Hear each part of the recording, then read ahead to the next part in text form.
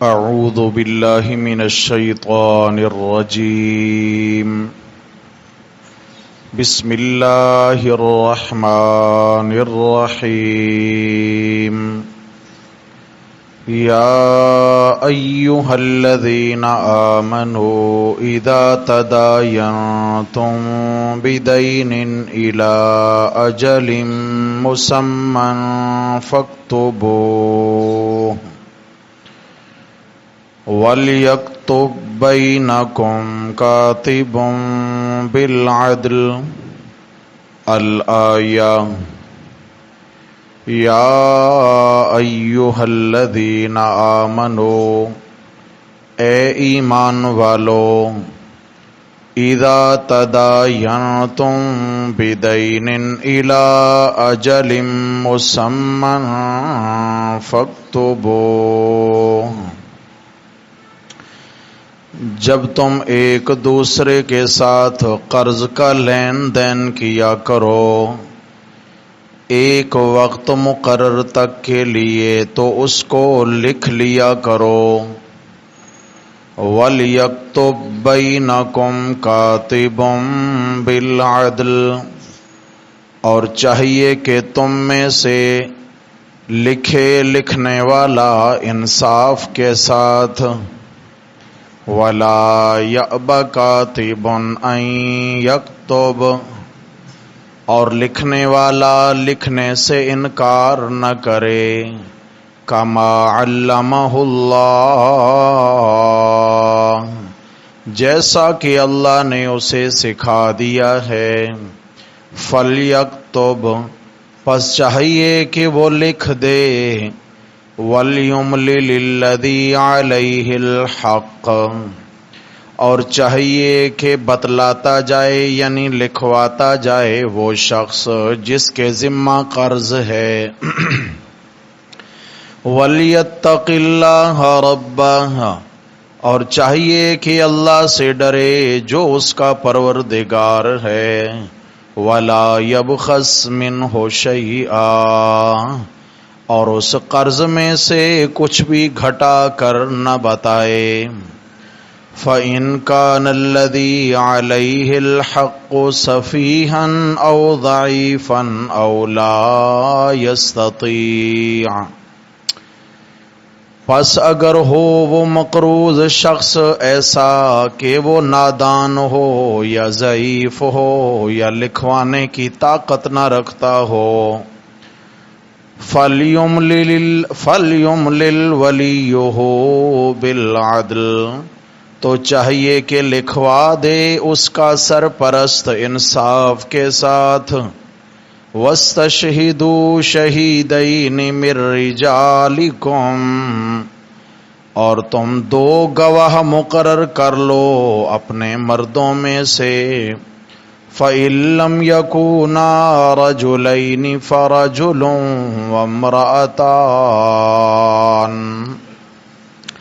پس اگر دو مرد میسر نہ آئیں تو ایک مرد اور دو عورتیں ہی کافی ہیں. مِمَّن تَرْضَوْنَ مِنَ الشُّهَدَاءِ، ان میں سے کہ جنہیں تم بطور گواہ کے پسند کرتے ہو. ان تضل احداہما فتذکر احداہما الاخری،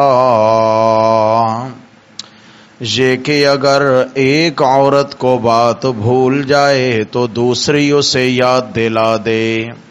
وَلَا يَأْبَ الشُّهَدَاءُ إِذَا مَا دُعُوا، اور گواہ گواہی دینے سے انکار نہ کریں جب انہیں بلایا جائے. وَلَا تَسْأَمُوا أَن تَكْتُبُوهُ صَغِيرًا أَوْ كَبِيرًا إِلَى أَجَلِهِ، اور تم سستی کا مظاہرہ نہ کیا کرو اس بات سے کہ تم اس کو لکھ لو، معاملہ چاہے چھوٹا ہو یا بڑا ہو، ایک وقت مقرر تک کے لیے ہو. ذَلِكُمْ أَقْسَطُ عِنْدَ اللَّهِ، یہ لکھوانا اللہ کے نزدیک بڑے انصاف کی بات ہے. وَأَقْوَمُ لِلشَّهَادَةِ اور زیادہ قائم رکھنے والا ہے گواہی کو.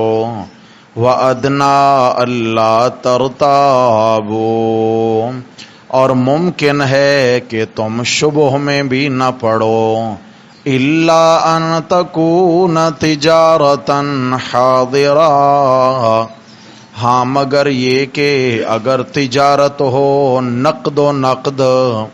تُدِيرُونَهَا جو تم آپس میں لین دین کرتے ہو. تُدِيرُونَهَا بَيْنَكُمْ فَلَيْسَ عَلَيْكُمْ جُنَاحٌ أَلَّا تَكْتُبُوهَا تو تم پر کچھ گناہ نہیں کہ تم اسے نہ لکھو. وَأَشْهِدُوا إِذَا تَبَايَعْتُمْ اور تم گواہ بنا لیا کرو جب تم لین دین کرو تجارت کا. وَلَا يُضَارَّ كَاتِبٌ وَلَا شَهِيدٌ اور نہ تکلیف دی جائے لکھنے والے کو اور نہ گواہی دینے والے کو. وَإِن تَفْعَلُوا فَإِنَّهُ فُسُوقٌ بِكُمْ اگر تم ایسا کرو تو پس بے شک یہ تمہارے اندر کی نافرمانی ہے.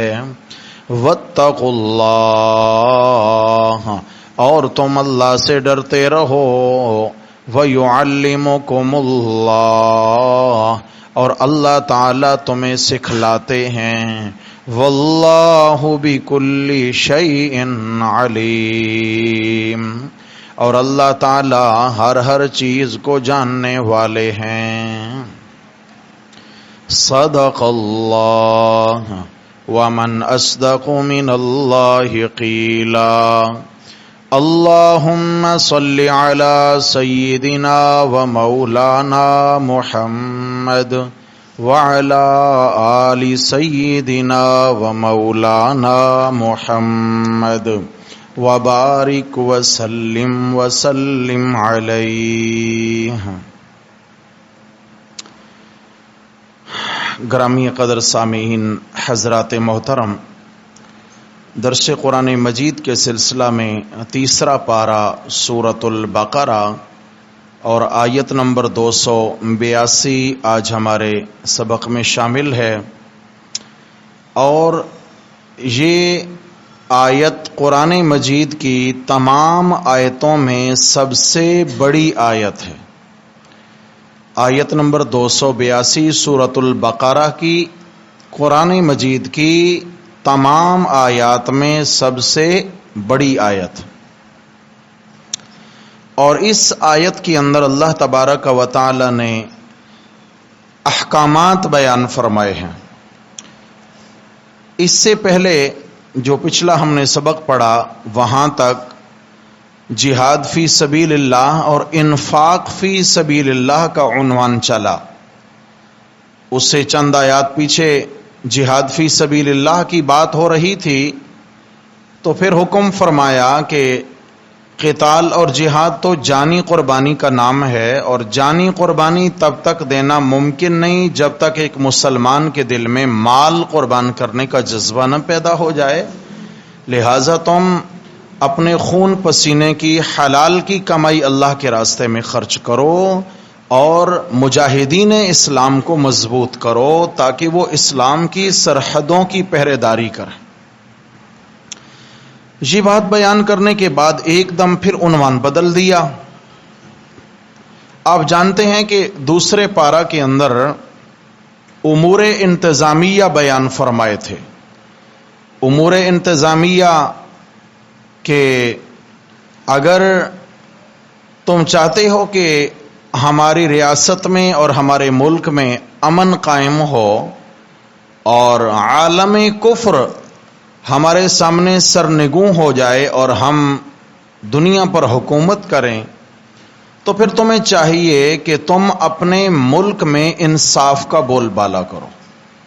جب انصاف ہوگا کسی بھی ملک میں جب انصاف ہوگا تو اللہ ان کو تقویت دیتے ہیں. انصاف سے اتحاد پیدا ہوتا ہے، دل جڑتے ہیں. لہذا فرمایا انصاف کرو. یا اللہ کیسے؟ فرمایا اگر کوئی بے گناہ شخص قتل ہو جائے تو اس کا قصاص لیا کرو. یہ حکومت اسلامیہ کو حکم ہے. اور اس کے بعد دوسرا ایک حکم آیا امور انتظامیہ میں سے کہ جیسے تم نے جان کی حفاظت کی ہے ایسے مال کی بھی حفاظت کرو. اگر کوئی مسلمان وصیت لکھتا ہے اور اس کی جائز وصیت ہے تو اس پر عمل درآمد کرانے میں بھی معاون بنو کہ کسی کی جائز وصیت ہے. یعنی اگر کسی نے یہ وصیت لکھ دی ہے کہ میرے مرنے کے بعد میرا مال میرے وارثوں میں شرعی حصوں کے مطابق تقسیم ہو تو حکومت اسلامیہ کو چاہیے کہ اس کی اس وصیت کا پورا وہ دفاع اور تحفظ کریں اور اس کے مال اور وراثت کو حقداروں تک پہنچانے کی کوشش کریں. لازمی بات ہے جب حقدار کو حق مل جائے گا تو انتشار ختم ہو جائے گا. اور لازمی بات ہے کہ جب ایک بھائی کو حصہ وراثت ملتا ہے دوسرے کو نہیں ملتا، ایک کو زیادہ ملتا ہے ایک کو کم ملتا ہے، تو یہاں پہ کیا ہوتا ہے؟ اختلافات کی فضا پیدا ہو جاتی ہے، دل ٹوٹ جاتے ہیں. اور جب دل ٹوٹتے ہیں تو لازمی بات ہے اس سے اسلامی ریاست کمزور ہونا شروع ہو جاتی ہے، کیونکہ مسلمان آپس میں ٹوٹے ہوئے ہیں تو عالم کفر مضبوط ہو جاتا ہے. یہ دو امور انتظامیہ بیان فرمائے. اور اس کے بعد آگے چلے یہاں سے پھر تیسرا امر انتظامی. وہ کون سا ہے امر انتظامی؟ فرمایا مسلمانوں کو انتشار سے بچانا ہے، مسلمانوں کو ناچاکی اور نا اتفاقی سے بچانا ہے. کیا مطلب؟ کہ جب تم قرض کا لین دین کرو، وہ کسی بھی صورت کا قرض ہو، قرض برائے قرض ہو یا تجارت ادھار پر مبنی ہو، تو تم اس معاملے کو اگر ایک مدت تک کے لیے ہے تو اس معاملے کو معاہدے کو لکھ بھی دیا کرو. اور لکھنے کے ساتھ ساتھ بطور خاص تم نے کیا کرنا ہے کہ اس ادھار کی واپسی کی آخری تاریخ تم نے لازماً لکھنی. یہ قرآن کا حکم ہے. اچھا پھر کیا ہوگا کہ جی پھر دینے والا پابند ہوگا، لینے والا مطمئن ہوگا، اور لینے والا وقت سے پہلے دینے والے کو تنگ نہیں کر سکتا، اور مدت کے بعد آگے مزید مدت لینے کا ادائیگی کرنے والے مقروض کو حق حاصل نہیں ہے، وہ پابند ہے کہ وہ دے. لازمی بات ہے جب وقت پر حقدار کے حق پہنچا دیا جائے گا تو انتشار ختم، اتفاق کی فضا پیدا ہو جائے گی، محبتیں قائم رہیں گی. آج مسئلہ سب سے بڑا یہ ہے کہ ہم میں سے ہر بندہ یہی رونا رو رہا ہے، میرا حق کھا گیا، میرا حق مارا گیا، میں لٹ گیا، مجھ سے چھن گیا، میرا حق میرا حق میرا حق. اگر ہر بندے کی یہ سوچ ہو جائے کہ بھائی میں کسی کا حق نہ دباؤں، میرے تلے کسی کا حق نہ رہے، میں کسی کا حق نہ کھاؤں، مجھے ہر ایک حقدار کا حق دینا ہے، جب ہم دینے کی فکر میں لگ جائیں گے تو اللہ کبھی ہمارا حق ضائع نہیں ہونے دے گا. جب ہماری نیت ہی ضائع کرنے والی ہے تو میرے بھائی ہم نے پریشان تو ہونا ہے، یہ تو لازمی امر ہے. تو یہاں پر کیا ہے؟ قرض کے معاملات کو، ادھار کے معاملات کو لکھنے کا شرعی حکم ہے کہ لکھنا لازم ہے. تم اگر لکھ دو گے تو بہت بڑی پریشانی سے بچ جاؤ گے. اس سے پیچھے مسئلہ آیا سود کا. اب بھائیوں نے 2 درسوں میں تفصیل سے یہ بات سماعت فرمائی ہے کہ سود کا لین دین نہ کرو بلکہ رزق حلال میں سے کمائی اللہ کی راہ میں خرچ کرو. پھر فرمایا ارے ان سے کیا توقع رکھتے ہو، یہ تو ایسے نادان ہیں، ایسے ان کے سینوں میں پتھر والے دل ہیں کہ یہ کسی غریب کو قرض کیا دیں گے یا مہلت کیا دیں گے، بلکہ یہ تو بغیر سود کے کسی کو قرضہ ہی نہیں دیتے. انہوں نے اللہ کے راستے میں مال کیا خرچ کرنا ہے، یہ تو بغیر سود کے قرض ہی نہیں دیتے. تو اسی ضمن میں اللہ تبارک و تعالی نے سود کی قباحت، برائی اور اس کے نقصانات کو بیان فرماتے ہوئے ساتھ ہی ارشاد فرما دیا کہ اگر کوئی مسلمان تم سے قرض لیتا ہے اور وہ تنگ دست ہے تو تم نے اگر اس کو مہلت دے دی تو یہ بڑے کمال کی بات ہے. اس پر آپ احادیث بھی سماعت فرما چکے ہیں، کتنے اجر و ثواب کی بات ہے. فرمایا اگر کوئی شخص چاہتا ہے کہ اللہ میری ہر دعا قبول کرے، کوئی شخص چاہتا ہے کہ میری زندگی میں سے مصائب کا خاتمہ ہو جائے تو وہ تنگ دست مقروض کو مہلت دے. تنگ دست مقروض کو کیا کریں؟ مہلت. بڑی آسان سی بات، مہلت دے. اللہ تبارک و تعالیٰ اس کی دعائیں بھی قبول کرنے لگ جائیں گے اور اللہ اس کے معاملات سنوارنے لگ جائیں گے، زندگی میں سے دکھڑوں کا خاتمہ ہونا شروع ہو جائے گا۔ تو قرض کے معاملات آئے، اچھا جی اس کا مطلب ہے کہ شریعت میں قرض لینا دینا جائز ہے؟ فرما ہاں جائز ہے، معاملات کے سوا تو کوئی چل ہی نہیں سکتا ہے بھائی، ہاتھ کو ہاتھ پکڑتا ہے، آج ایک بندہ ضرورت مند ہے، کل دوسرا ضرورت مند ہے، پھر یہ ہے، پھر یہ ہے، اگر اس کا آج کوئی تعاون نہیں کرے گا تو کل یہ کسی کا تعاون کرے گا؟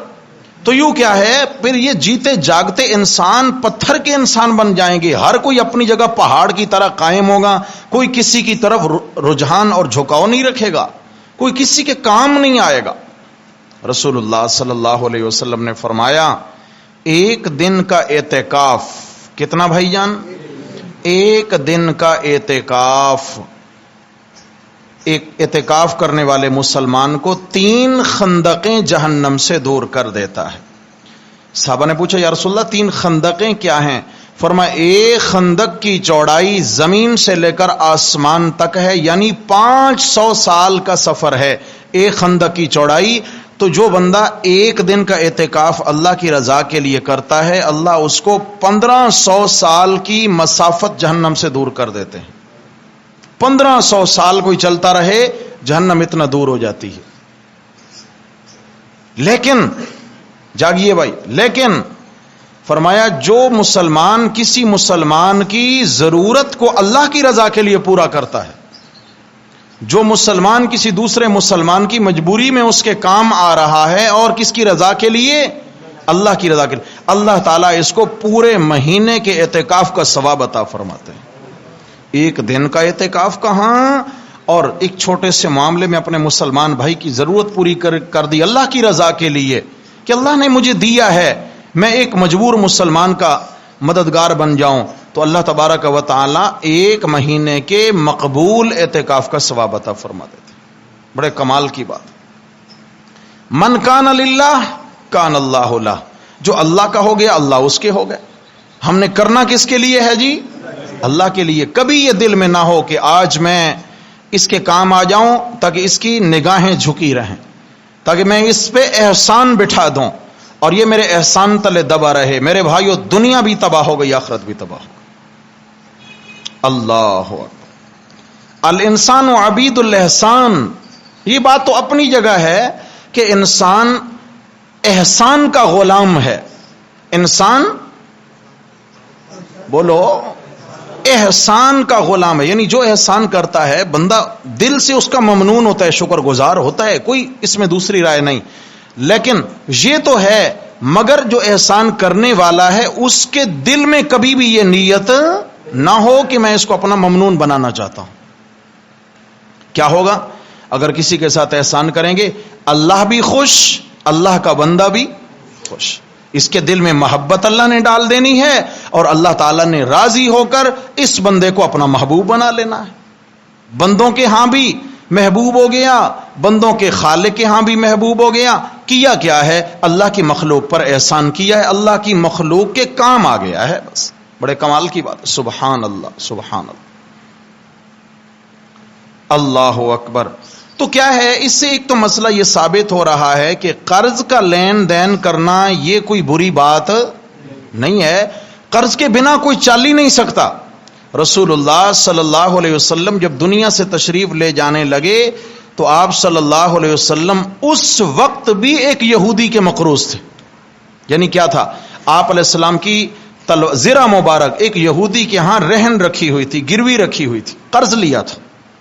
صحابہ نے جو ہے نا وہ قرض ادا کر کے وہ گروی شدہ آپ علیہ الصلوۃ والسلام کی زرہ واپس لی تھی۔ تو معلوم یہ ہو گیا کہ مجبوری، ہاں مجبوری نہیں تو پھر انسان خواہ اپنی شاخرچیوں کے لیے، اپنی عیاشیوں کے لیے ہاتھ نہ پھیلائے۔ سمجھ آ گئی نا؟ جو بندہ ضرورت مند بھی ہو، اور بات اور طرف چلی جائے گی، مسئلہ یہاں اور ہے، لیکن چلیں بات آ گئی تو میں عرض کر دوں، اللہ میری آپ کی اصلاح فرما دے، اللہ مجھے آپ کو رضائے للہ نیکیاں کرنے والا بنا دے، رضائے للہ، اللہ کی رضا کے۔ اللہ اکبر، اللہ اللہ اکبر، اللہ۔ چلیں بہرحال واپس آ جاتے ہیں عنوان کی طرف۔ تو یہاں پر قرض لینے اور دینے کے احکامات آ رہے ہیں. بھئی قرض لینا دینا بری بات نہیں، لیکن ضرورت کے بنا نہیں. ضرورت کے بنا اگر کسی نے کسی کا قرض لیا ہے اور خواہ ادا نہیں کیا، نیت ہی بری تھی، ادائیگی کی نیت نہیں تھی، تو پھر مسائل بڑے گمبھیر ہیں اس کے. رسول اللہ صلی اللہ علیہ وسلم نے ایسے شخص کی نماز جنازہ پڑھانے سے بھی انکار کر دیا تھا جو مقروض مرا. یعنی آپ نے فرمایا کہ اس پر بندوں کے حقوق ہیں، اس کی وراثت میں سے پہلے اس کا قرض ادا کیا جائے، پھر اس کی نماز جنازہ ادا کروں. اس لیے قرض کا جو مسئلہ ہے، اگر مرنے والا شخص اتنا مقروض ہے کہ اس کا گھر، اس کے پلاٹ، اس کی فیکٹری، اس کی دکان، اس کی مشینیں، سب کچھ بھی اگر بیچ دی جائیں، مال وراثت بک جائے تو اس کا قرضہ ادا ہو، تو پھر اس کی ساری وراثت قرضے میں چلی جائے تو بھی پہلے قرضہ ادا کرنا ہے، پہلے وراثت تقسیم نہیں کر. پہلے قرضوں کی ادائیگی یاد رکھیے گا. اللہ اکبر، اللہ اکبر، اللہ اکبر، اللہ اکبر. ایک حدیث میں آیا کہ جو بندہ ضرورت مند بھی ہے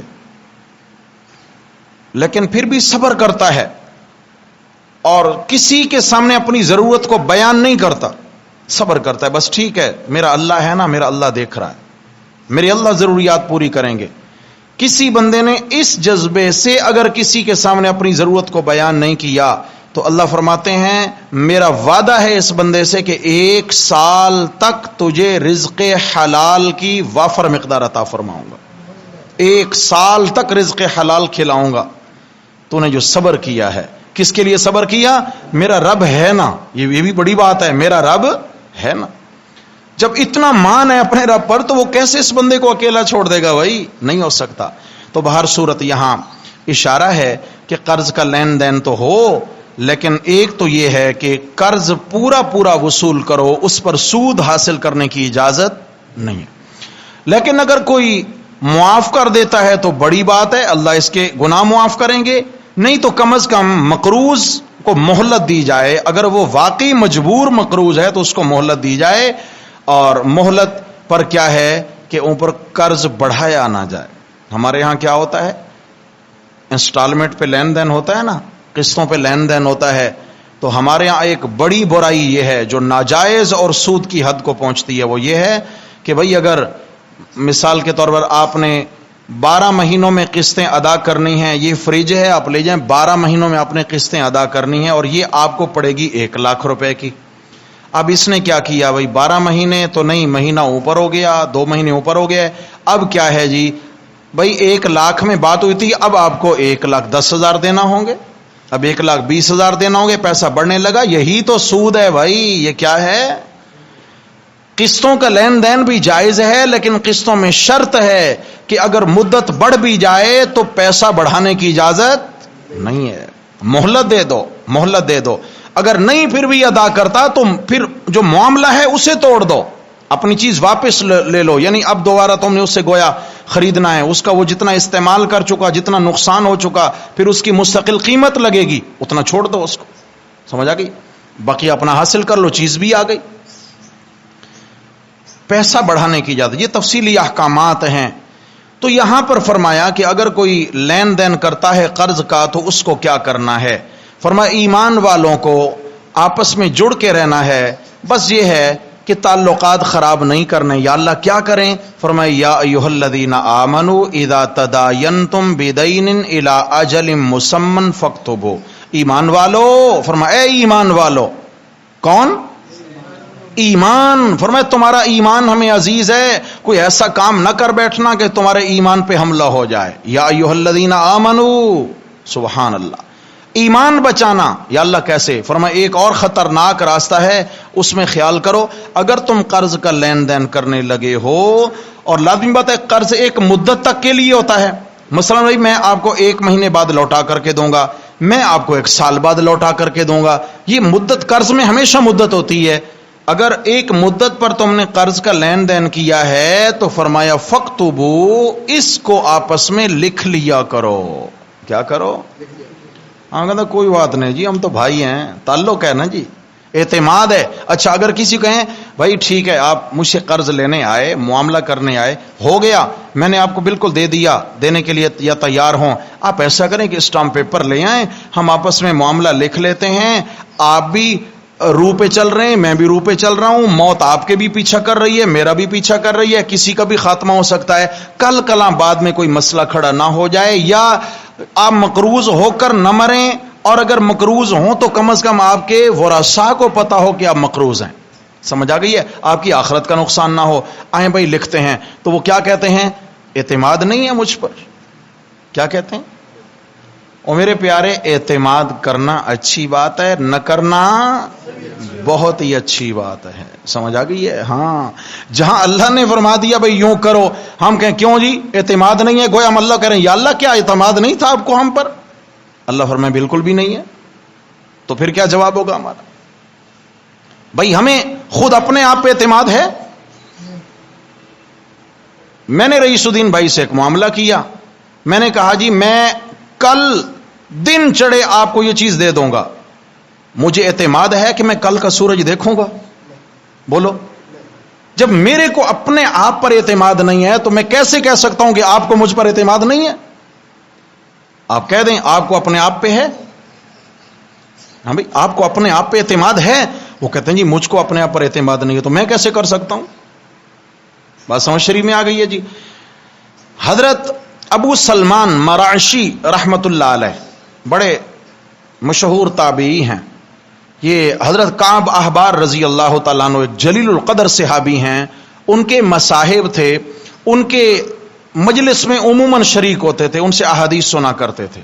حضرت ابو سلمان مرعشی رحمت اللہ علیہ یہ فرماتے ہیں کہ میں نے حدیث سنی حضرت کعب رضی اللہ تعالیٰ عنہ سے کہ رسول اللہ صلی اللہ علیہ وسلم نے فرمایا, تم جانتے ہو اس مظلوم کو جو اللہ سے دعا مانگتا ہے, پہلے تو مظلوم کی بات سنیں کہ مظلوم وہ ہے, فرمائے اتق دعوت المظلوم فإنہ لیس بینہا و بین اللہ حجاب, کہ مظلوم کی آہ سے بچو کیونکہ مظلوم کی آہ ڈائریکٹ اللہ کے عرش تک پہنچتی ہے, بیچ میں کوئی چیز رکاوٹ, یہ بڑے بڑے 7 آسمان بیچ میں رکاوٹ نہیں ہے.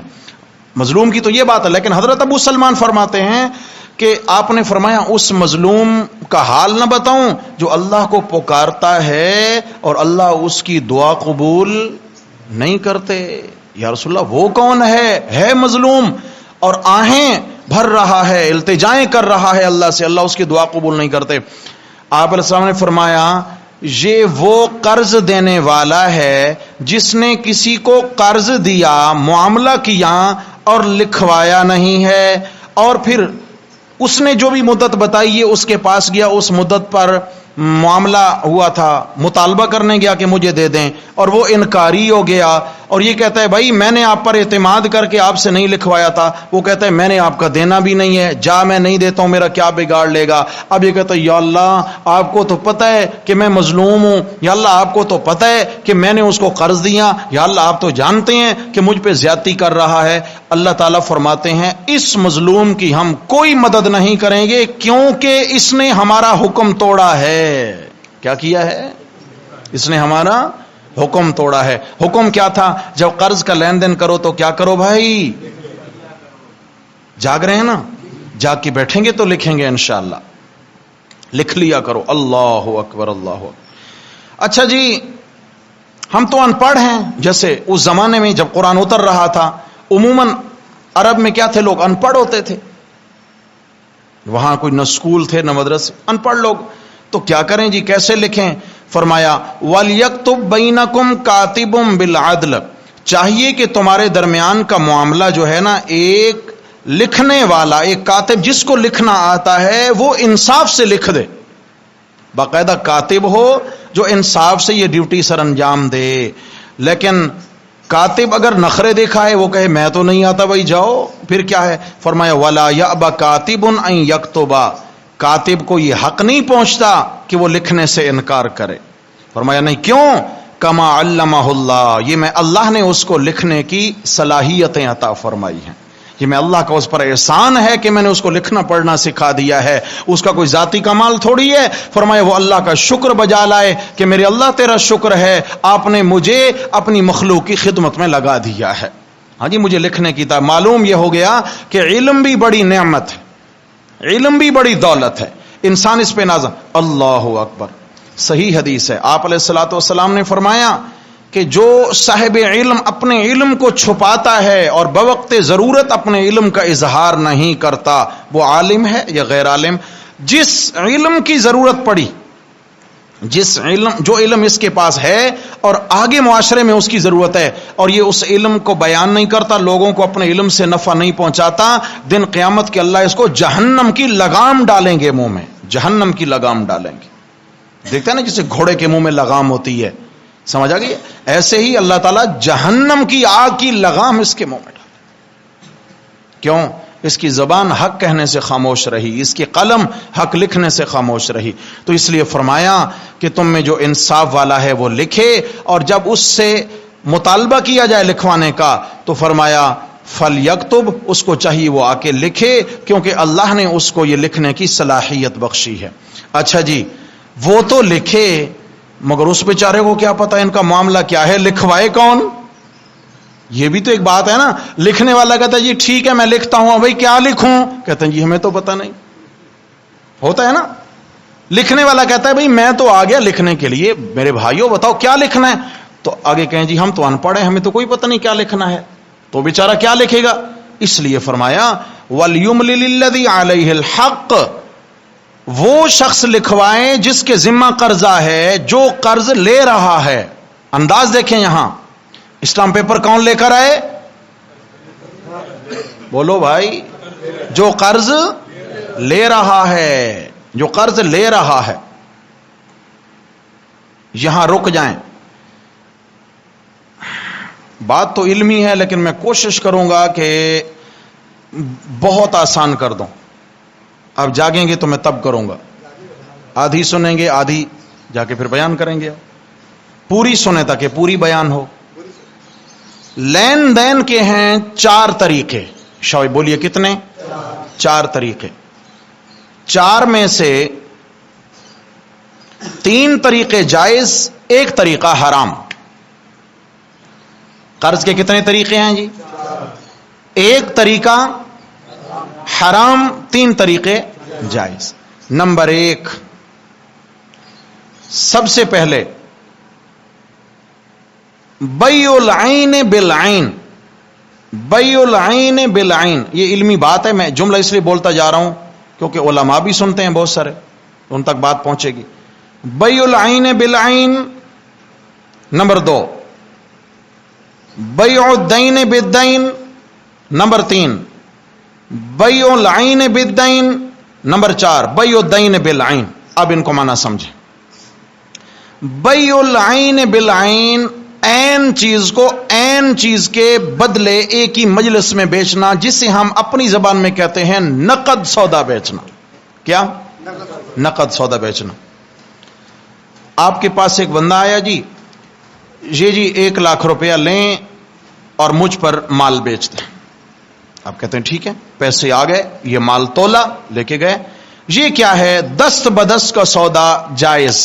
کیا ہے جی؟ جائز۔ اس کے لکھنے کی ضرورت، اس کے لکھنے کی ضرورت نہیں، اس میں قرض نہیں آیا۔ نمبر 2، بیع الدین بالدین، دونوں چیزیں ادھار۔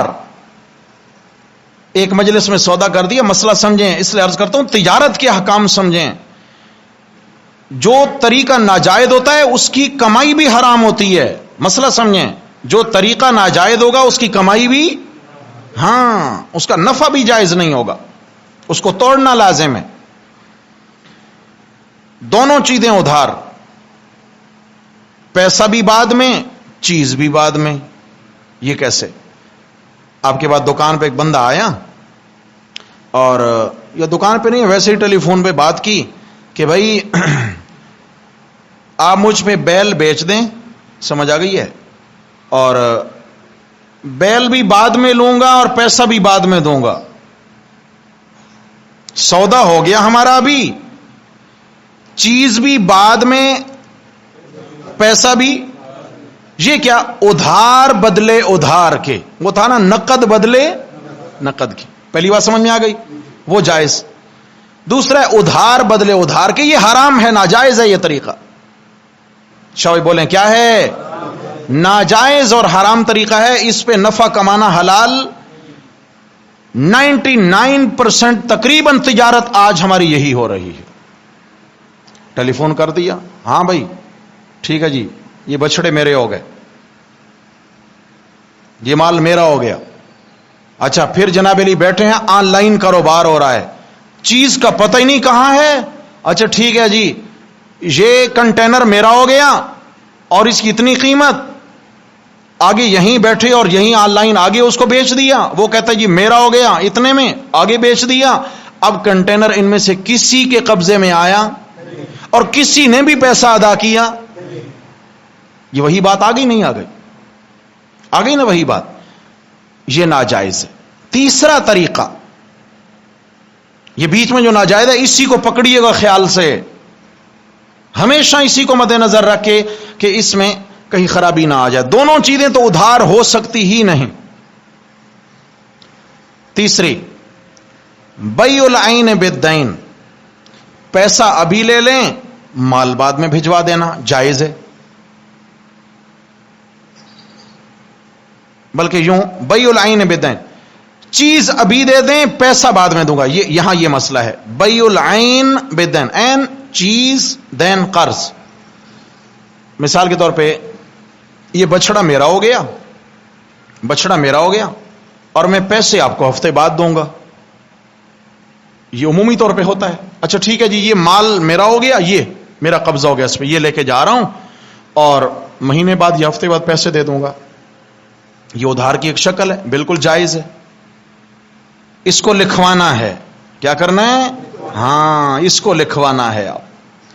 نمبر 4، بیع الدین بالعین.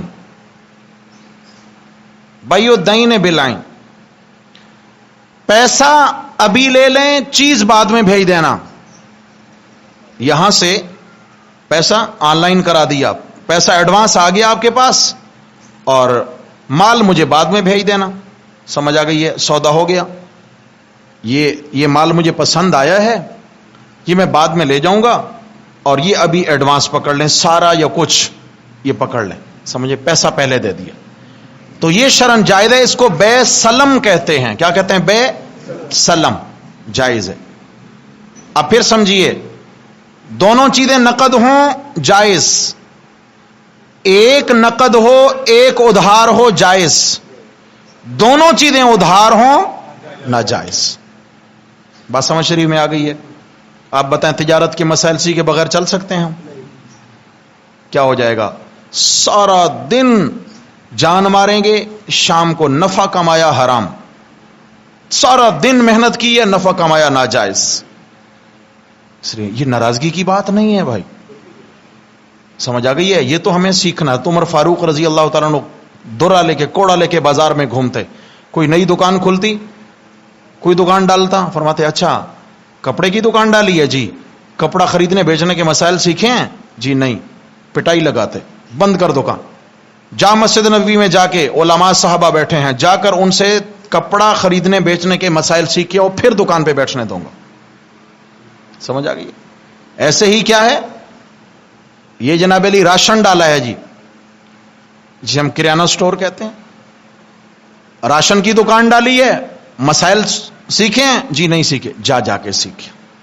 پہلے مسائل، بعد میں کیا ہے؟ تجارت. ایسے ہی میرے بھائیوں، کوئی بھی، اس دن میں نے عرض کیا تھا کہ ہم کتنا سیکھتے ہیں. ہمارے سیکھنے کا انداز الگ ہے، سٹائل ہی الگ ہے ہمارا. ہم کہتے ہیں بھئی جو کپڑے کا کام کر رہے ہیں نا، ذرا اس کے پاس جا کے بیٹھیں، دیکھیں وہ کیسے کر رہا ہے. بھئی کام سیکھیں. کیسے کام سیکھو گے؟ کپڑے والے سے کپڑے کا کام سیکھیں گے، گوشت والے سے گوشت کا کام سیکھیں گے. سبزی والے سے سبزی کا کام سیکھیں گے، فروٹ والے سے فروٹ کا کام سیکھیں گے، اجناس والے سے اجناس کا کام. ایک شخص ہے وہ چاول کا کاروبار کرتا ہے تو اس کے بعد جا کے چاول کا کاروبار سیکھیں گے. کبھی یہ بھی ہم نے سوچا ہے کہ کاروبار کرنے جا رہے ہیں مدرسے میں، علماء کے بعد دارالافتاء میں مفتیان کرام کے بعد جا کے بیٹھیں اور شرعی تقاضے ہم سیکھ کر پھر کاروبار شروع کریں؟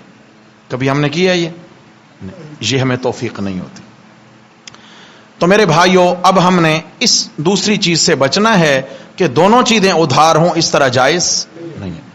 آپ یہ کر سکتے ہیں کہ مجلس کے اندر مثال کے طور پر آئے ہیں دکان پر، ابھی کیا ہے مثال کے طور پہ جی مجھے کیا ہے جی 10 ٹن سریا چاہیے.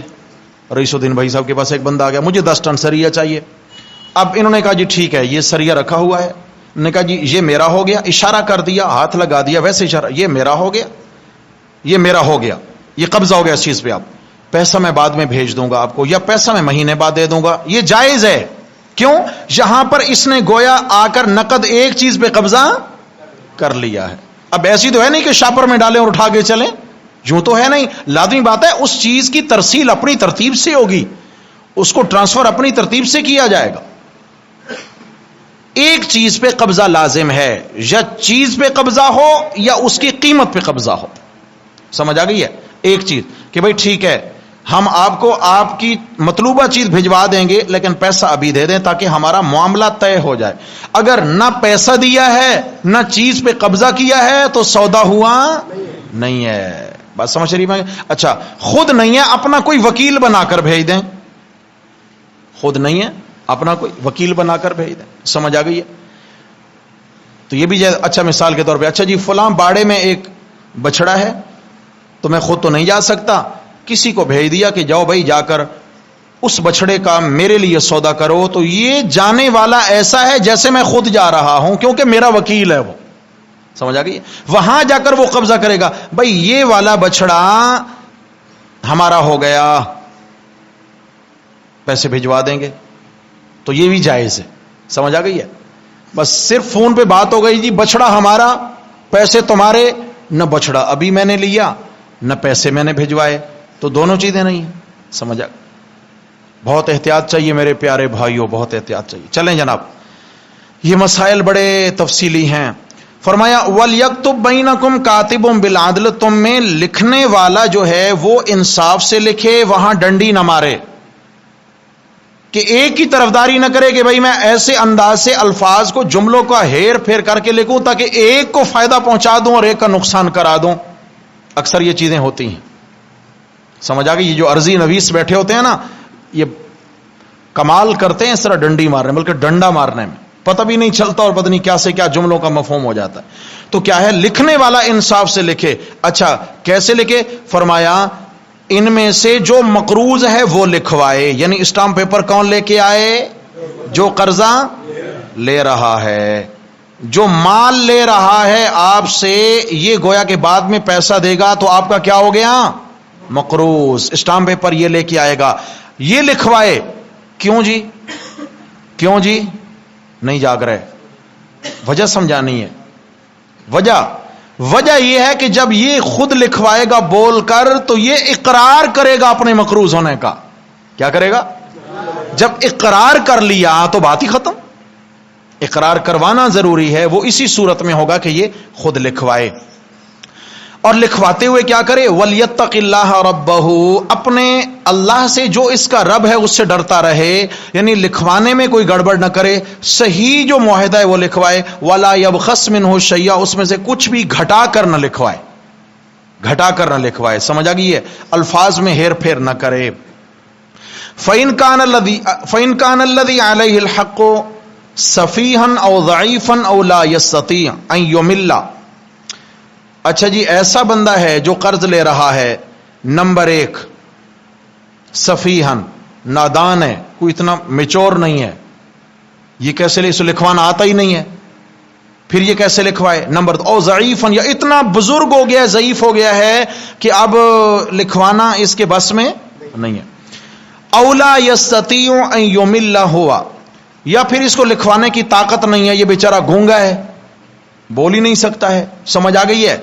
یا یہ ہے کہ اس کو کوئی اور عذر لاحق ہے، یہ یہاں کی زبان نہیں جانتا، اور ملک سے آیا ہے، تجارت کرنے آیا ہے، چیز لی ہے، پیسہ دینا ہے، ادھار ہے، اچھا یہ انگلش بولنے والا ہے اور یہاں کے کیا ہیں، ابے یار والے ہیں، سمجھ آ گیا؟ اب ابے یار والوں کو وہ کیسے لکھوائے؟